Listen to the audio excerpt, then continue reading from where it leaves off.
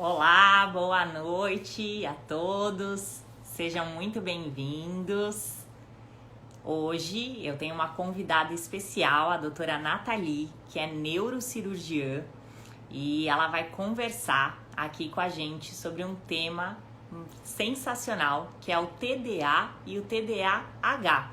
Então a gente vai entender as diferenças que existem, né, dentro dessa mesma patologia e vai discorrer aqui um pouquinho sobre esse tema. Eu coloquei o nome da live de Desmascarando, porque a ideia é tirar as máscaras e conversar então sobre esse tema.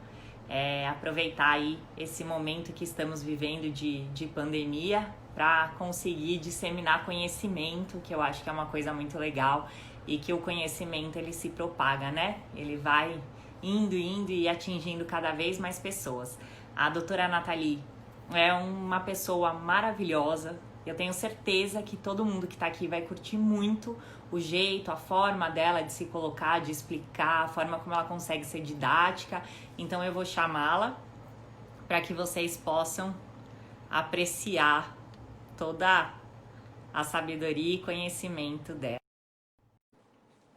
Obrigada a todo mundo que está aqui, que está entrando. Sejam todos muito bem-vindos. Oi, Marcos. Tudo Olá. bem? Olá. Boa noite. Boa Seja muito noite. bem-vinda. Estou muito feliz mesmo com a sua participação aqui.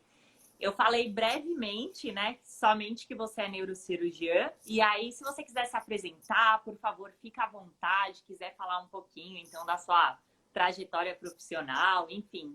Te dou a palavra para você se apresentar, tá bom? Obrigada. Obrigada, Nathalie, pelo convite. É um prazer estar aqui hoje à noite para falar com vocês a respeito do transtorno de déficit de atenção e hiperatividade, né, TDA e TDAH. E, assim, na verdade, desmascarar mesmo, porque existem muitos mitos, muitas ideias que não são reais, que dificultam o diagnóstico, o tratamento, com superdiagnóstico, com subdiagnóstico. Então, assim, a gente vai falar disso. Eu espero que possa esclarecer algumas dúvidas, ajudar a desmistificar algumas coisas.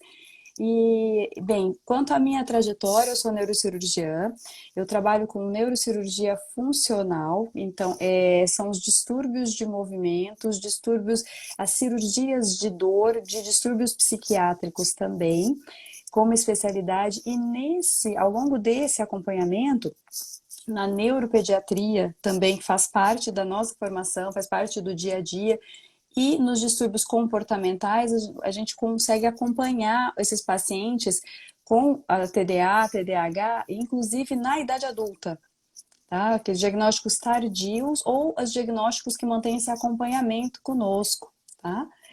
Então, vai ser, assim, quando a gente estiver conversando, vamos falar a respeito dessa parte da maturação, como que ele vai se apresentar no adulto, então a importância desse diagnóstico precoce, da importância para a qualidade de vida, para o prognóstico da vida desses pacientes, tá?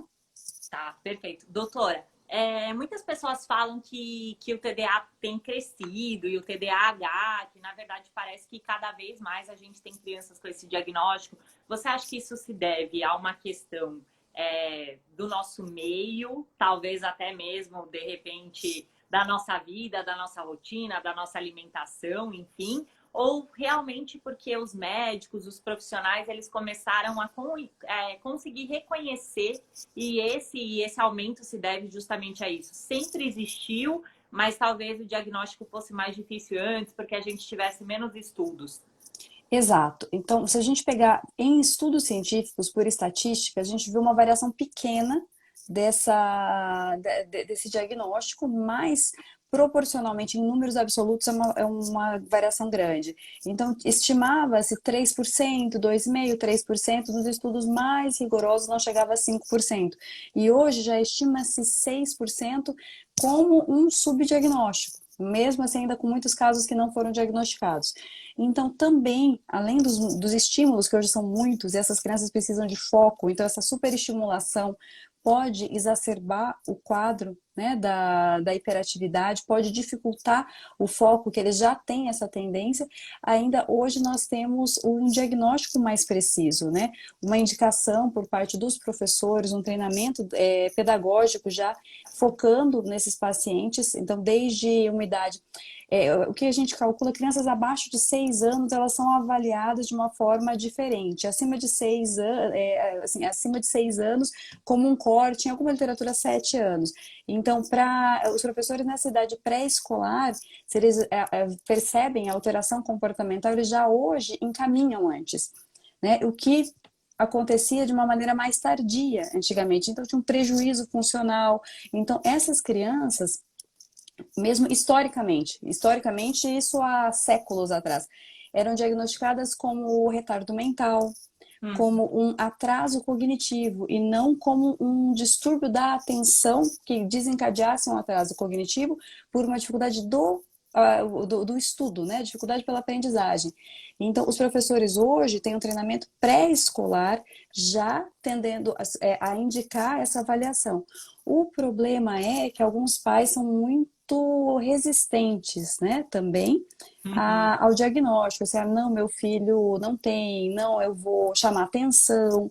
E, na verdade, é um distúrbio orgânico, né? É um distúrbio bidimensional, que ele trata tanto da parte da capacidade do foco, quanto impulsividade, do descontrole, da motricidade, desses movimentos que o paciente faz.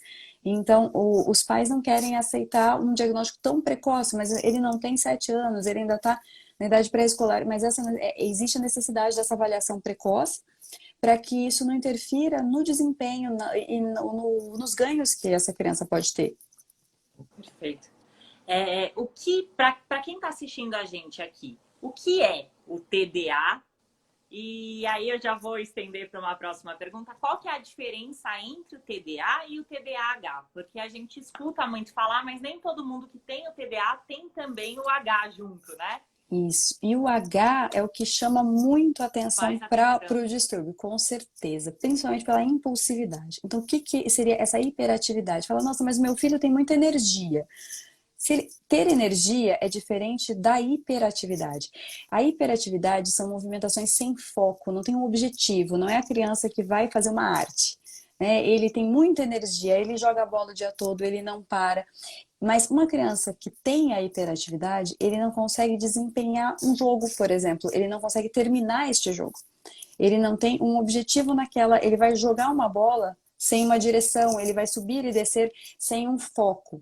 Né? E tem a impulsividade, às vezes ela pode ser tão exagerada que dificulta o relacionamento, inclusive com as crianças da mesma faixa etária. Porque com os adultos dificulta bastante, porque eles respondem impulsivamente, eles não esperam terminar a determinação da tarefa.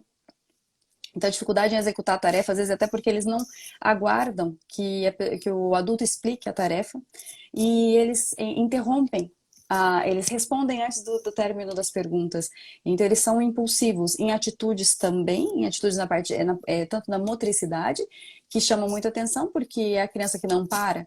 Né? E agora, já no déficit de atenção, é uma criança mais quietinha, mais comedida, né? Então, assim, quando é só o déficit de atenção, pode ser que essa criança não seja rapidamente percebida, tanto pelo professor quanto pelos pais, porque é uma criança que às vezes fica mais quieta, né? Mais parada. O que que é? Fala, mas ele tá com dificuldade, ele tá mais lento. Não, mas ele não tem déficit de atenção. O que que Uhum. é isso? Você tem que observar vou tratar todos, eu vou medicar todas as crianças que não estão indo bem na escola? Não, não é Não. assim. Então, o que que é? Tem que haver um prejuízo funcional, um prejuízo de ganho, e tem que haver uma periodicidade. Né? Como é a periodicidade? Quando você tem o seu filho, agora vai ficar mais fácil na quarentena né, que os pais fazem essas atividades todos os dias. Então, são 5 dias na semana que a criança tem uma tarefa. Então, ele chega com tarefa, dever de casa.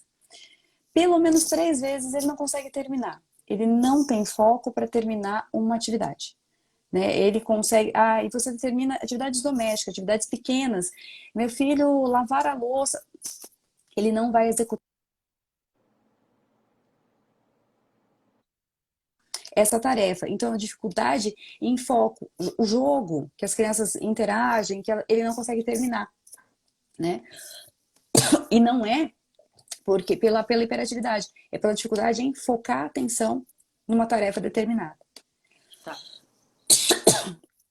Tem que haver um prejuízo funcional, um prejuízo de ganho, e assim, tem que ter um comprometimento da qualidade do estudo, da aprendizagem e da vida da criança para que seja iniciado esse tratamento. Então, tem que ser avaliado de forma criteriosa, não é uma coisa pontual, não é uma avaliação, né? Chegou o paciente no consultório fazer uma avaliação, não.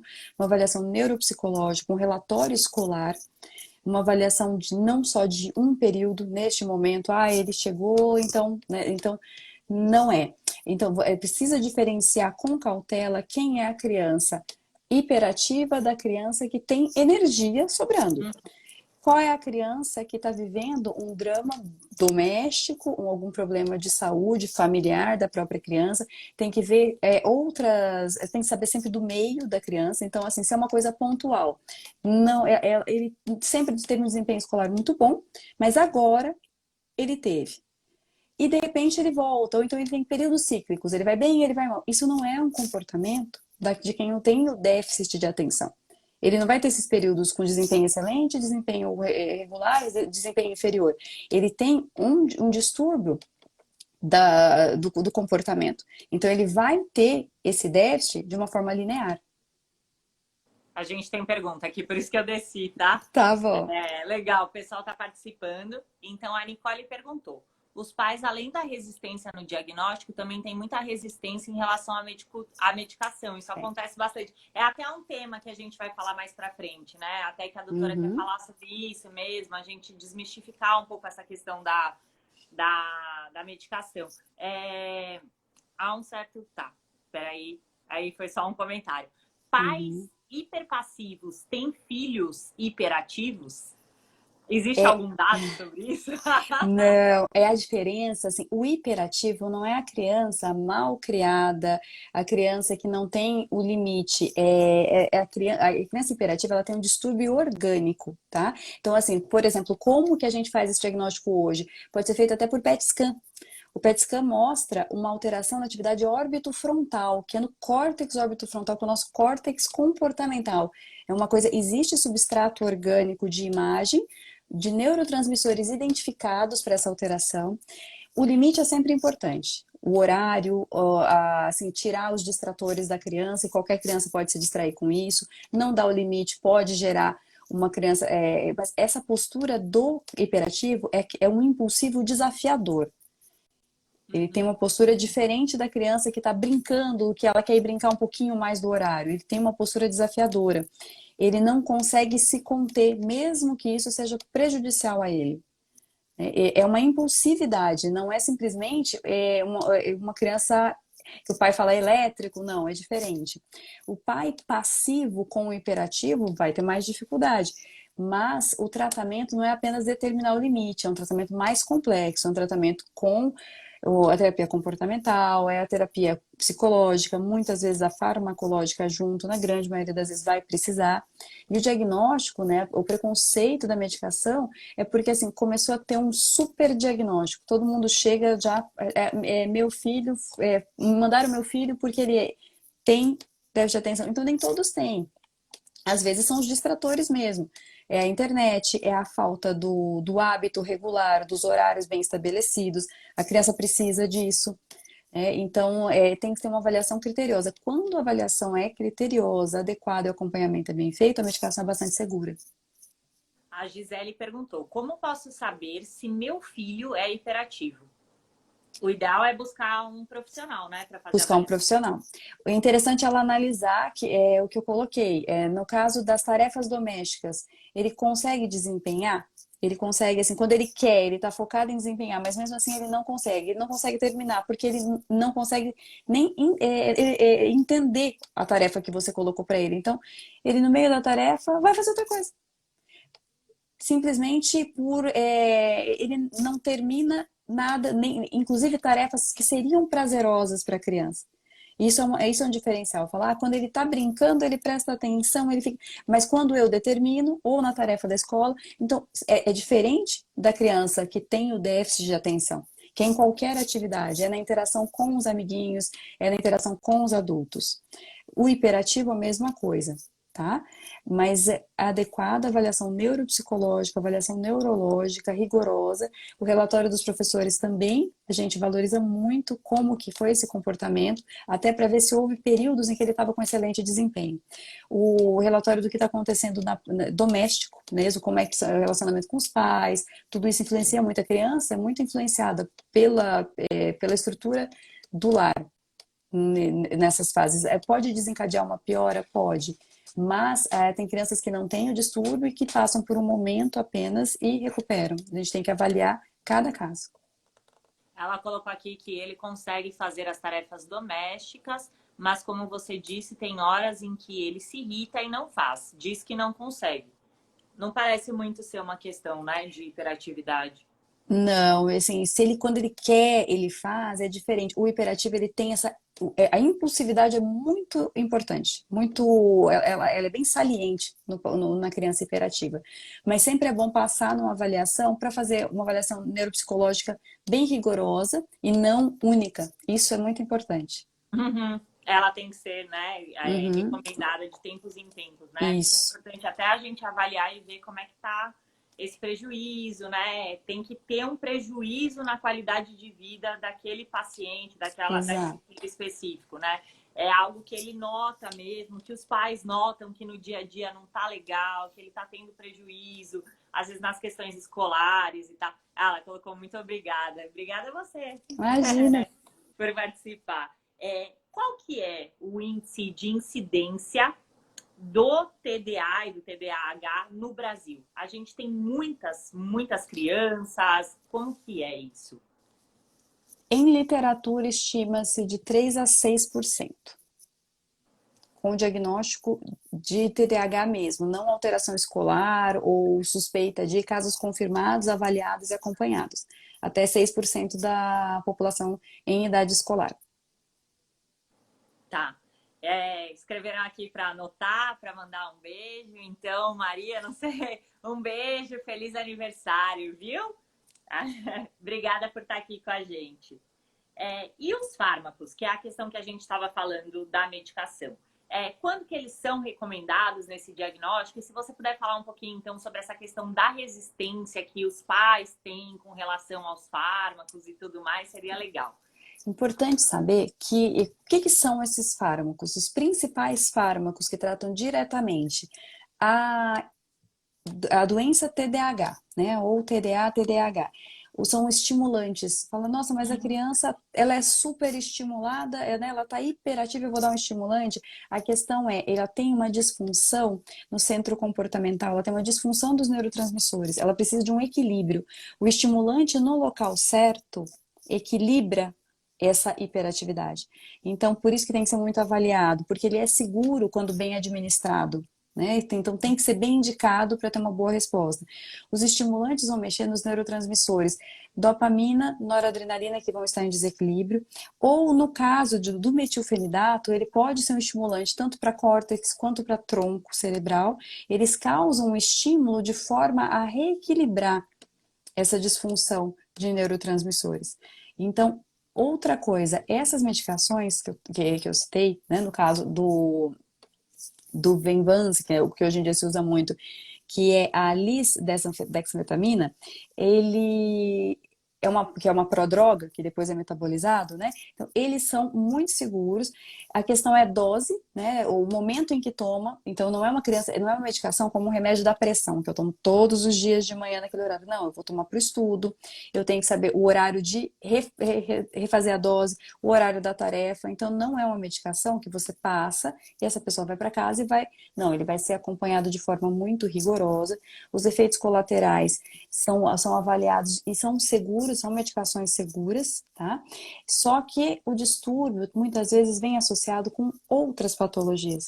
Então a gente não tem apenas duas drogas estimulantes. Eu preciso avaliar medicações que sejam adequadas para cada criança. Então eu vou avaliar se ela tem criança e adolescente, que não é só a criança, né? A gente sabe disso, que o adolescente, o adulto também pode ter, avaliar se existe a concomitância de um transtorno de ansiedade, de um transtorno depressivo, de um transtorno bipolar, né? Ou outras patologias relacionadas a tiques que podem estar junto. Então, por isso o diagnóstico tem que ser rigoroso para que o tratamento seja seguro.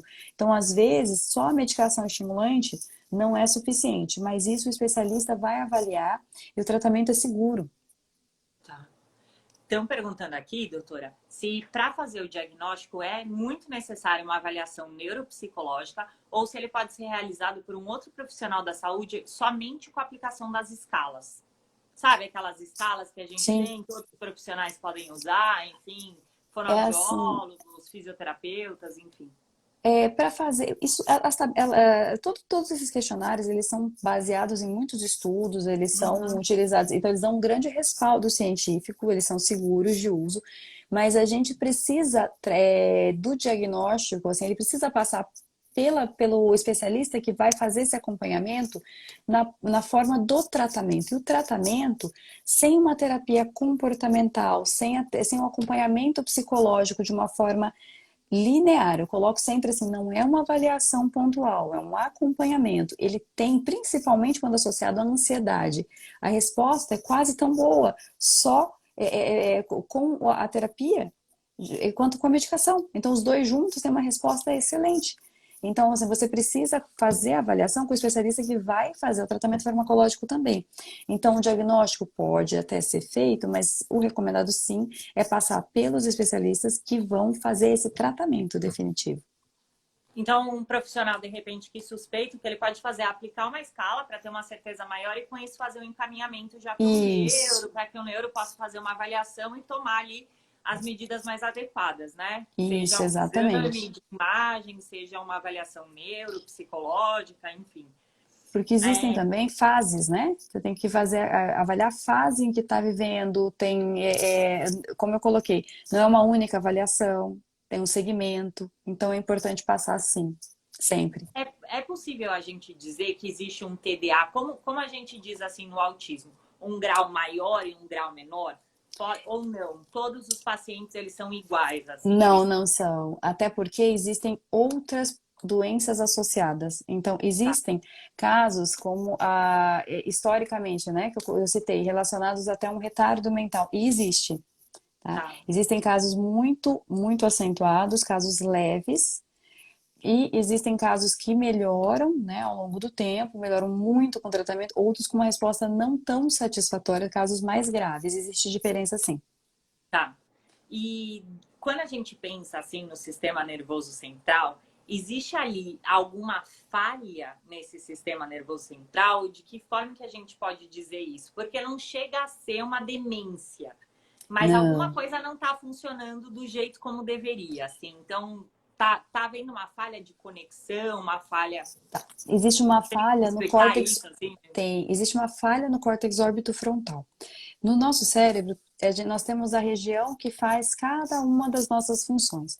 Então, eu tenho uma região da memória, uma região uma não, né? Regiões de memória, regiões de fala, regiões de motricidade e regiões de comportamento e emoções.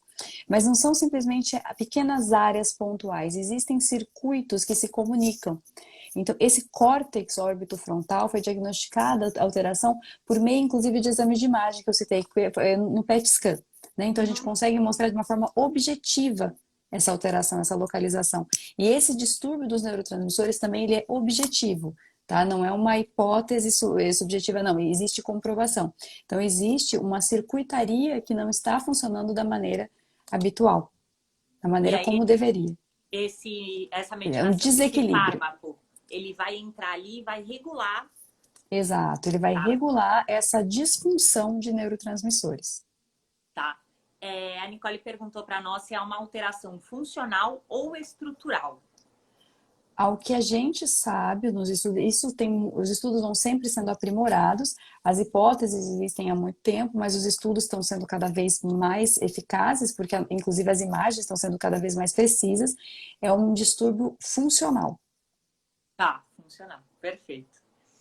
E quando a gente fala sobre maturação cerebral, que no caso é o próprio amadurecimento do cérebro que ele vai acontecer, assim como acontece com o nosso corpo, enfim, né? Essa maturação cerebral, ela ajuda a diminuir o TDA eu já ouvi até dizer, numa palestra que eu fui sobre TDAH, que a maturação cerebral ela curava o TDAH, Ex- juro.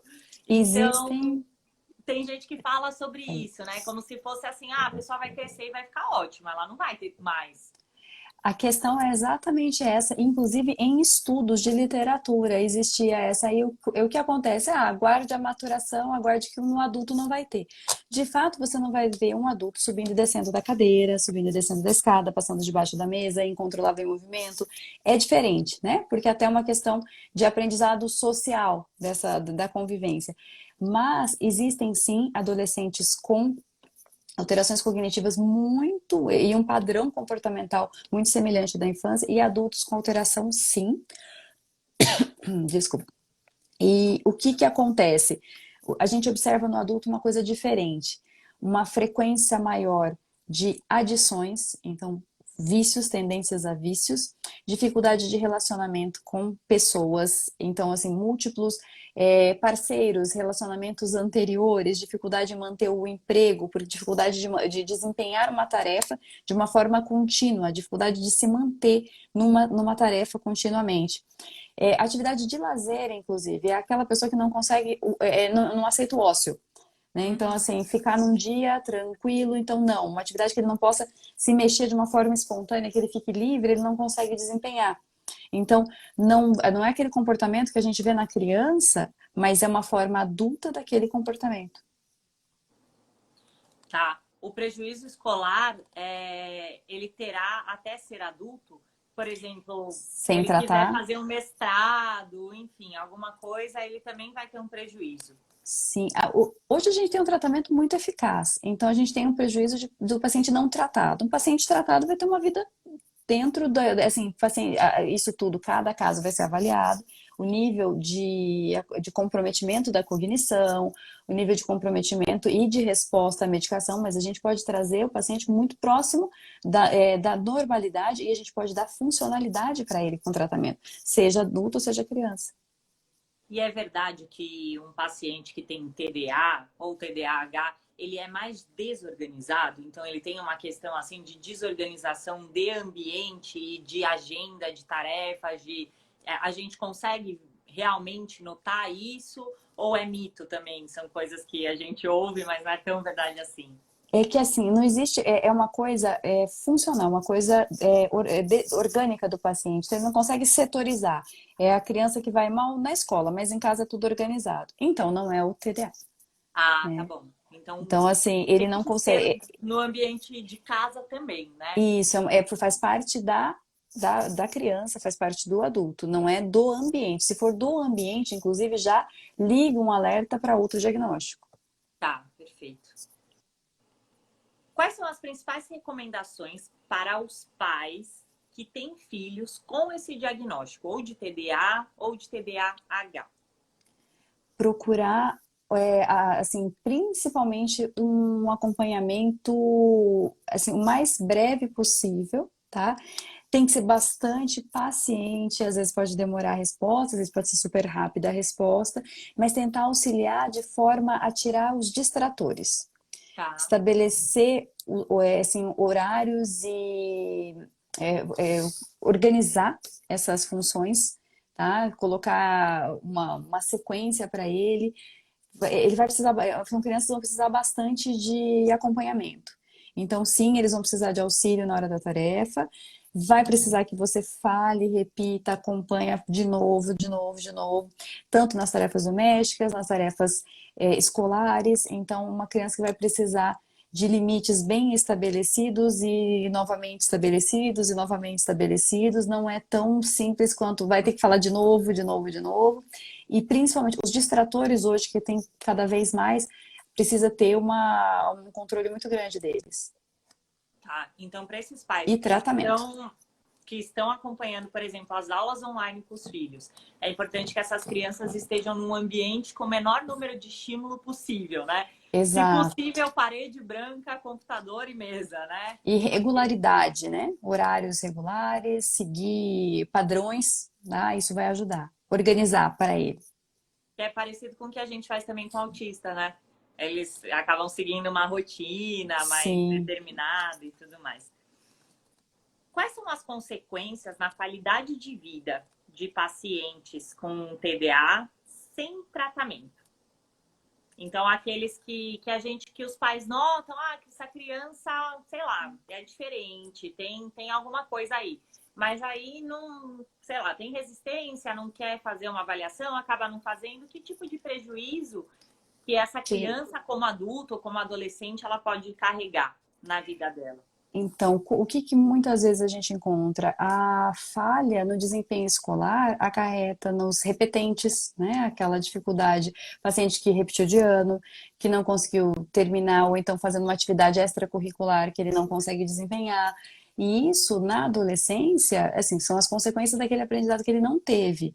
Na idade adulta também. E muito relacionada aos vícios, aumento no caso da ansiedade, riscos de suicídio, relacionamentos também, a gente vê nos adultos que eles não conseguem manter relacionamentos, né? Então, tanto relacionamentos interpessoais, relacionamentos como casais, trocas de emprego. Então, quando você acompanha aquele adulto que é diagnosticado tardiamente, geralmente o que a gente vê é isso, o paciente que trocou de emprego, ele não consegue desempenhar uma atividade contínua, fazer um segmento. Esse objetivo, seguir o objetivo, fazer isso de uma forma contínua é muito difícil. Então as consequências podem ser muito graves para o paciente. O TDAH, ele é mais comum em meninos? Perguntaram aqui. Ele é É, mais comum em meninos. E, assim, a depender da referência, pode chegar a 7 para uma proporção.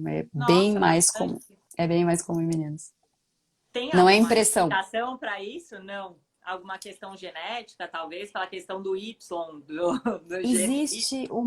Existem hipóteses que a tendência realmente, né, hormonal, a tendência é por questão da maior impulsividade, que já é natural mesmo do menino, né, uma maior impulsividade, uma maior agressividade, não é uma característica do TDAH, mas existem hipóteses a esse respeito, mas de fato, epidemiologicamente, sim, é mais comum. Em relação às atividades em casa, é o caso do videogame. Eu costumo escutar pais falarem que é a única tarefa que faz, que consegue realizar com perfeição. Neste caso, pode ser pela estimulação específica que o videogame faz? Nesse caso, eu acho que mais importante ainda é fazer uma avaliação bem rigorosa, sabe assim, porque assim, o videogame exige muita atenção. Ah, tá bom. Ele exige muita atenção, ele exige muito foco para conseguir. Então, assim, avaliar se realmente a criança tem o diagnóstico de TDAH, não diria, não tem como dizer assim, se essa criança tem ou não tem por conta disso, que outros fatores, outras patologias ou não patologias também podem causar um desempenho escolar ruim, tem que ser avaliado. Não diria que só por ele no videogame ter um bom desempenho, ele seria uma criança com TDAH. Mas se essa criança já tiver um diagnóstico de TDAH, pode ser que ela goste muito de ficar no videogame e execute bem isso? Ou Não é não? comum, não é comum. Tá. Então, como Porque ela nem exige, consiga nem o próprio videogame acompanhar, tá? porque exige muita atenção, exige que, assim, tanto uma atenção da parte cognitiva, que ele precisa de foco, ele precisa ficar parado no mesmo lugar e ele Uhum. tem uma sequência a ser terminada. É um excelente trabalho, inclusive, para Tá, uma criança com TDAH. É bem difícil para ele ficar ali. tá, Por mais perfeito. interessante que seja, eles enjoam rápido da função. Começa Então, e eles não larga, ficariam começa e muito larga. tempo. Então, eles Não. jogariam um pouquinho, sairiam, jogariam. Eu já vi criança jogando, pulando, assim, ao mesmo tempo que joga, pula, sem parar. Isso. As duas coisas ao mesmo tempo, assim, pulando no sofá e jogando. E enjoa rápido, aí volta, não consegue terminar uma etapa inteira, não seria o esperado. Tá bom, perfeito. Foi legal falar sobre isso, que eu É, nem tinha pensado sobre isso. Existe cura para TDA e TDAH? assim, existe tratamento, Tá. né? Existe tratamento. Então, assim, o paciente pode ter uma resposta excelente, um desempenho bom, e na idade adulta, de fato, ele ter isso controlado e não precisar de medicação. A gente tem casos assim.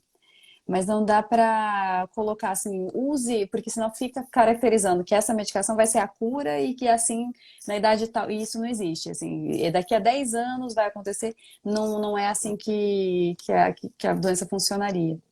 E o tratamento, infelizmente, não pode determinar esse tipo de resposta, mas sim, bem tratado, bem acompanhado, você pode ter uma vida normalizada e na idade adulta pode não precisar da medicação, sim.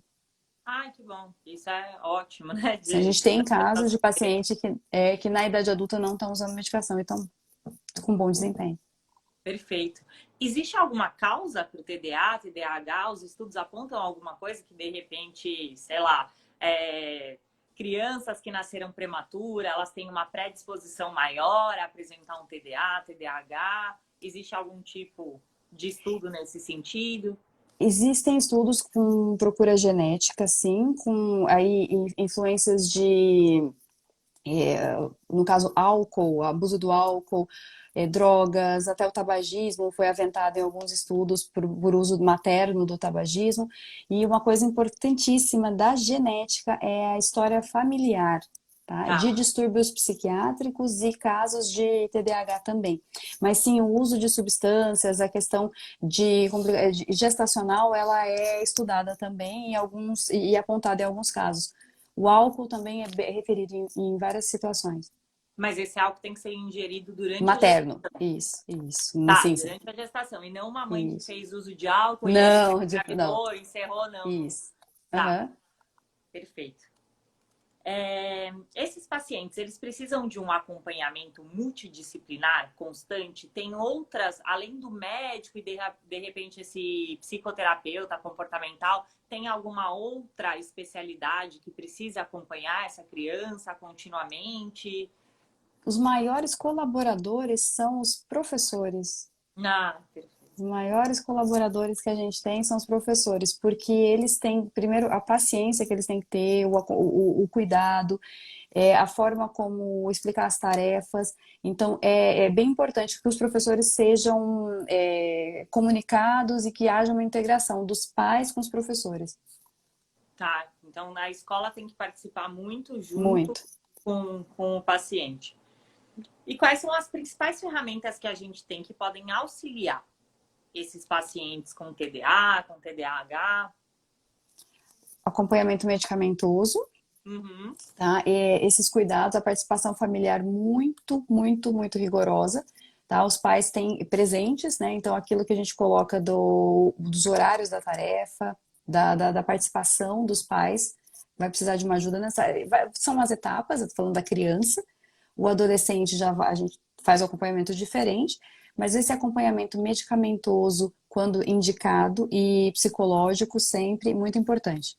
E não desistir de tarefas, não deixar, porque estimular, o estímulo é importante. Tá, então, por Persistência no exemplo, estímulo. se eu tiver um filho com TDA e ele quiser iniciar um judô, e aí na metade ele quer parar, o ideal é que eu fale, olha, vamos fazer até o final do ano, vamos nos manter nessa atividade até o final desse ano letivo, e aí depois você pode escolher uma outra coisa para fazer, se assim você desejar. Isso, e prestar atenção, né, que a criança vai deixando de fazer aquilo, avaliar a frequência com que ele abandona essa atividade também, dá atenção a isso. Ah, foi uma vez essa semana, e acontece, a criança não teve interesse uma vez essa semana. Se isso começa a acontecer periodicamente, se isso sempre acontece, se isso está causando prejuízo, então ficar sempre atento a isso. Tem algumas doenças, alguns transtornos psiquiátricos que sejam mais comuns de estarem Associados? correlacionados ou junto aí com o TDA ou não? Existem sim. A gente pode ter muito comumente transtornos de ansiedade junto com o TDA. A depressão também está associada, né? Seria a ansiedade o mais frequente, transtorno depressivo, transtorno bipolar. No caso do paciente com o diagnóstico de bipolaridade, o primeiro tratamento deveria focar no transtorno comportamental da bipolaridade até. Tá? Então, porque ele geralmente se sobrepõe. Mas é comum sim, inclusive patologias como o Tourette, que os tiques são frequentes, a impulsividade é muito exuberante, né? E assim, pode até se sobrepor com o hiperativo. Então, o diagnóstico desses pacientes tem que ser também rigoroso. Tá. é comum ter comorbidades ou a dificuldade com a atenção acaba acarretando em prejuízo em diversas outras funções? Assim, se a pessoa tiver, pelo que eu entendi é isso que ela quer saber, se a pessoa tiver esse prejuízo na questão atencional, ela pode com isso acabar afetando outras funções cognitivas? Como ela tem um prejuízo para a aprendizagem, ela pode ter as consequências do déficit daquele conhecimento, do desempenho daquela atividade. Organicamente, ter outras patologias por conta disso, não. O que pode acontecer é a existência de transtornos de ansiedade junto ao TDA, mas não foi o transtorno do déficit de atenção que causou isso. Ele pode existir, pode haver uma coexistência deles. E os prejuízos podem ser pelas funções que foram afetadas. Tá. A dificuldade de leitura e escrita, sim, né? Como Dificuldade para aprender, né? Dificuldade para focar. Mas de qualquer forma, a gente não pode, por isso a necessidade da avaliação rigorosa e não estanque. Porque é necessário fazer uma avaliação completa, porque ele pode ter outros distúrbios, pode ser um disléxico, pode ter outras alterações que não apenas essa, então pode existir. Pode ser um prejuízo pela dificuldade que ela teve no aprendizado, pode ser um prejuízo pela função que ela não conseguiu desempenhar, porque, né, das informações que ela não conseguiu reter, mas pode haver, sim, um outro distúrbio associado. pode ter um transtorno do processamento auditivo correlacionado a um TDA? Não seria uma relação com o TDA. Então, aí seria um transtorno auditivo junto. Não seria falar, mas ele está desatento por conta da perda de audição? Pode ser, mas aí não é um diagnóstico do TDA, Do né? TDA. Seria Isso, mais uma questão que veio através disso, né? Por isso, conta da falha no processamento, ele acabou se tornando uma criança mais desatenta ou com menos exato. vontade de aprender do que uma outra criança. A gente pode dizer que no Brasil a gente tem mais criança com TDA do que no mundo? Ou não? Isso também é mito. Eu acho que a gente, assim, dizer isso com segurança, com propriedade academicamente falando, eu não diria. Mas talvez a gente tenha também um comportamento, o rigor de outros países, né? A forma como eles são educados de uma forma mais restrita, que mostram menos ou expressam menos a parte das emoções, também pode estar associado. Mas Ah, não então diria por isso que a gente que discute isso, né? é. E lá acaba sendo uma coisa, né? Acaba tendo. A criança fica menos expressiva, né? E aquela tem Uhum. uma, uma forma de se comunicar com muito mais Isso que a gente corpo, vê né? Espaço, mais espaço, exato. expansão, né? Mais liberdade dessa expressão. Oi, Tati, a Tati entrou aqui. Oi, tudo Tá bem? dando oi. Perfeito. Tá. Estão perguntando se é uma questão que pode ser mais cultural. Então, vai ver que é por isso que a gente escuta esse mito, né, do TDA no Brasil e de todas essas questões. Assim, tem muito aqui. E tem muita coisa, assim, isso a gente, eu tô falando no geral, né? Não tô falando da parte de literatura, mas na conversa geral, muita gente fala, é hiperativo. Tem muito disso, né? Então, assim, é hiperativo, Uhum. tem muito, e isso a gente tem muito. Isso em outros países não, seriam muito mais rigorosos, seria uma avaliação mais criteriosa para determinar esse diagnóstico também. Tem que Perfeito. avaliar. Ó, nós fizemos todas as perguntas, tá? Então eu quero te agradecer imensamente aqui pela participação, por você ter dividido conosco todo o seu conhecimento. Foi enriquecedor, eu gostei muito, muito mesmo. E quero agradecer a todo mundo que acompanhou a gente até aqui. Um prazer enorme tê-los aqui conosco. E vou te passar a palavra para que você se despeça, tá bom? E quero te Tá agradecer. bom. Peraí, quanto tempo costuma ser a ação da medicação? Boa pergunta. Demora Boa. bastante para ela começar a agir? Não, na verdade, essa é uma das vantagens. Não demora bastante para agir, tanto que a medicação, a depender da medicação escolhida, existem medicações com a gente chama de meia-vida, né? Que é a duração dela curta e ela precisa ser reaplicada. É muito rápida a resposta. Perfeito. Então, muito Tá? obrigada mais uma vez e te passo a palavra aqui para que você se despeça, enfim, fique à vontade.